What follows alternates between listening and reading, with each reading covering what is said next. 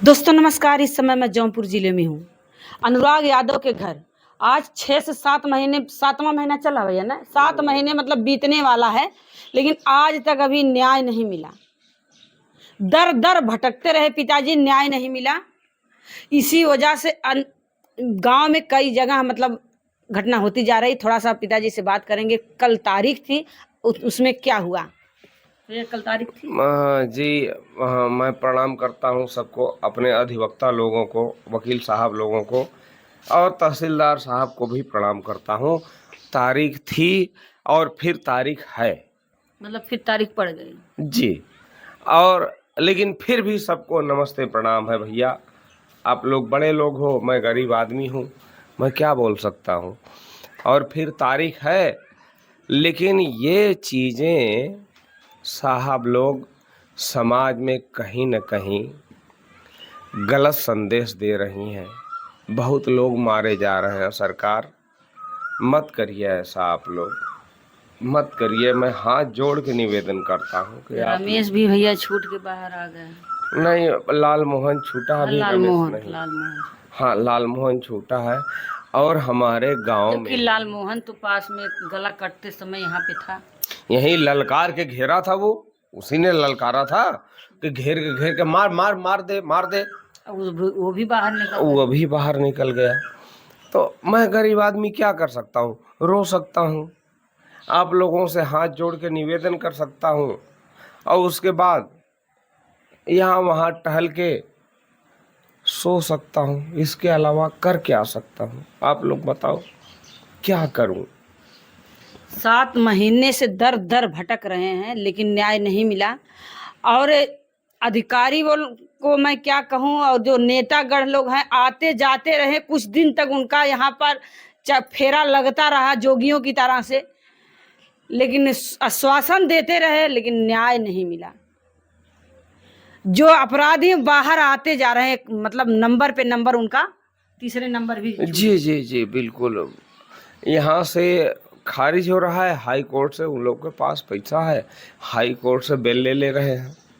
यहाँ के जज साहब लोगों को मैं प्रणाम करता हूँ कि वो लोग यहाँ से बेल उनकी निरस्त कर दे रहे हैं। और लेकिन वो हाई कोर्ट से जमानत ले रहे हैं, बेल ले रहे हैं।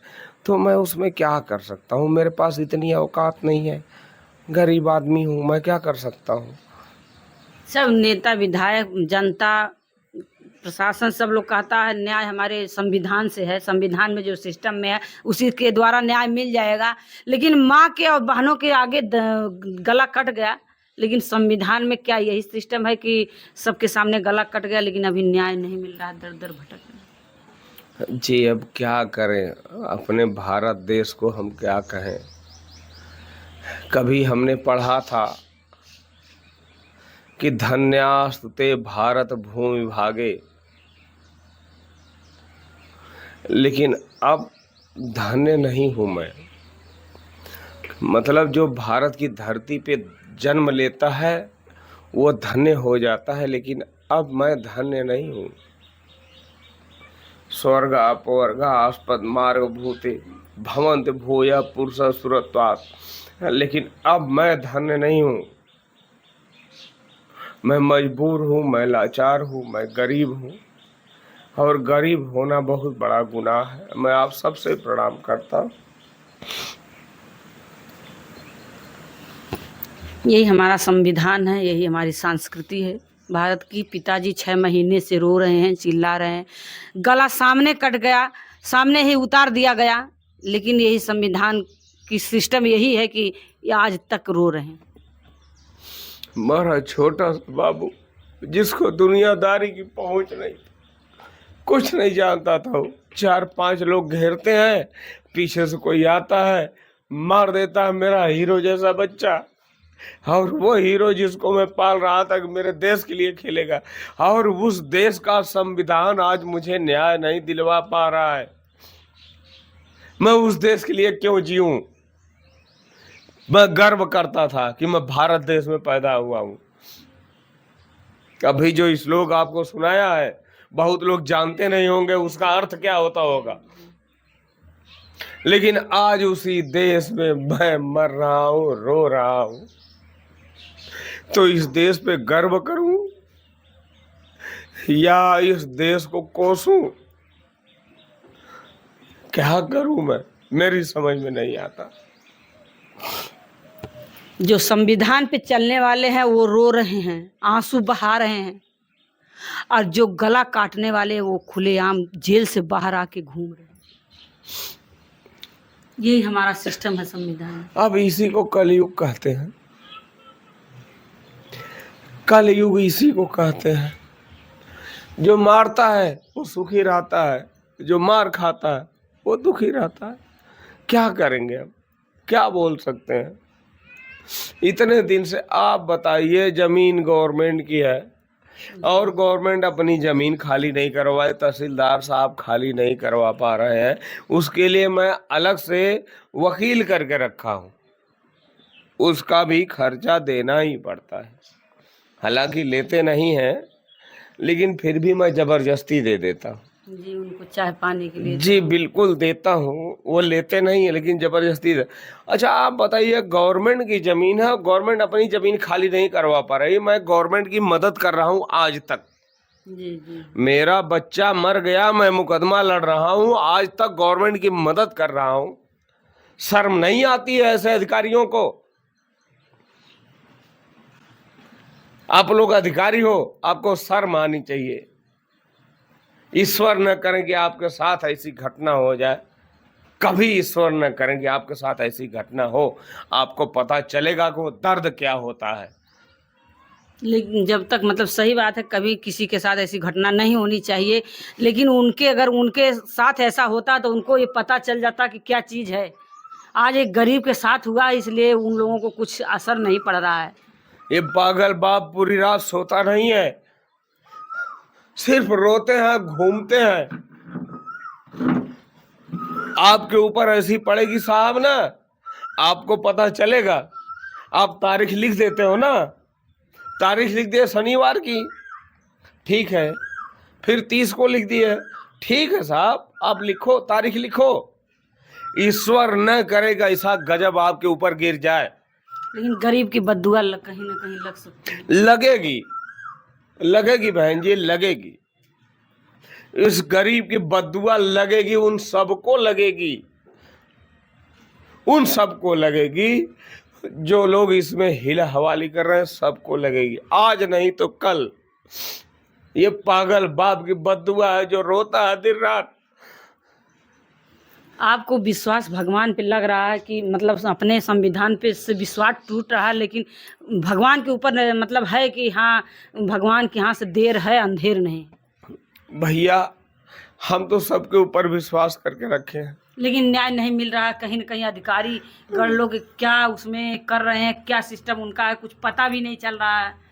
क्या आपको कोई शक है उन लोगों के ऊपर? ना भैया, क्या शक करेंगे? गरीब आदमी शक करेगा, मार खाएगा, लात जूता खाएगा, क्या शक करेगा?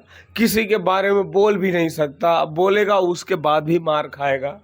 इससे बढ़िया है भैया, बस विनम्र निवेदन।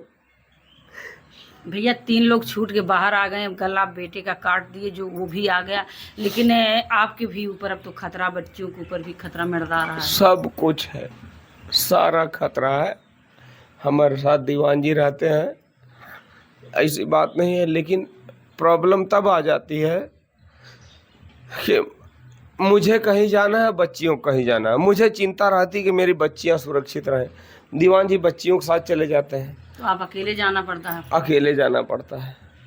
और शस्त्र के लिए मैंने आवेदन किया था, आज 6 महीने हो गए, मेरी फाइल दौड़ रही है, सिर्फ वो भी नहीं काम हो रहा है। कुछ नहीं हुआ है, कुछ नहीं हुआ है। सबसे मैं निवेदन करके हाथ जोड़ के हार गया। आप बताइए, मैं भी मर जाऊंगा, गारंटी क्या है? सब ईश्वर की मर्जी है। बाकी सबको जो देखना हो देख लो भैया।